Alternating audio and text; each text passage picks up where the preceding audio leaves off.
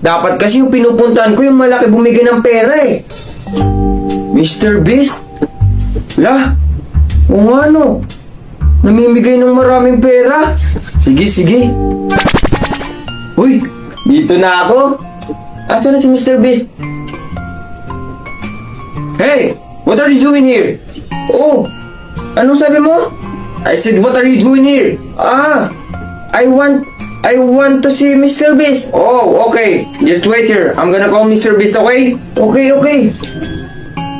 Mukhang mahirapan na naman ako mag-English dito ah. Hey sir, this is the person who wants to meet you. Oh, hello. Ano daw? Gagamit ako translator.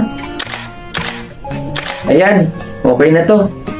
What? Korea, Mr. Beast. Konnichiwa. Wala, bakit naging Japanese? Ayan, okay na to.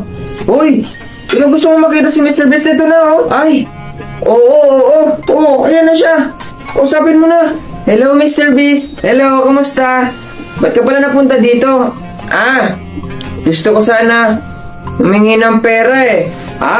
Pera ba? Walang problema sa pera. Basta, sumama ka muna sa akin. Sasama saan? Basta, may pupuntahan tayo. May papakita ako sa'yo.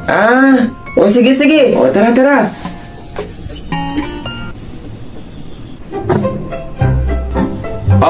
Alam mo kung bakit nandito tayo?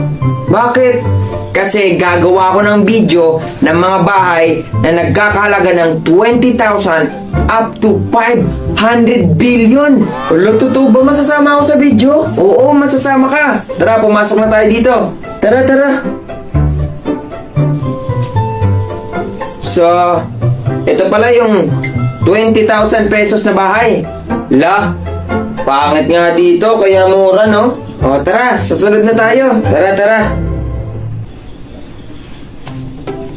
So, ito naman yung 200,000 pesos na bahay. Wow, ito mabuti-buti pa to. O, tara, pumasok na tayo. Tara. So, ito yung loob ng tig 200,000 pesos na bahay. Wow! Pwede na talaga to sa 200,000. O, tara. Pumunta na tayo sa 500 million pesos.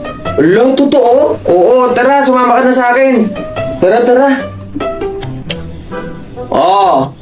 Andito na tayo sa 500 million pesos na bahay. Wow! Ang ganda dito. Malamang mahal to. Oo nga eh. Mukhang mamahalin talaga. Tara, pumasok na tayo.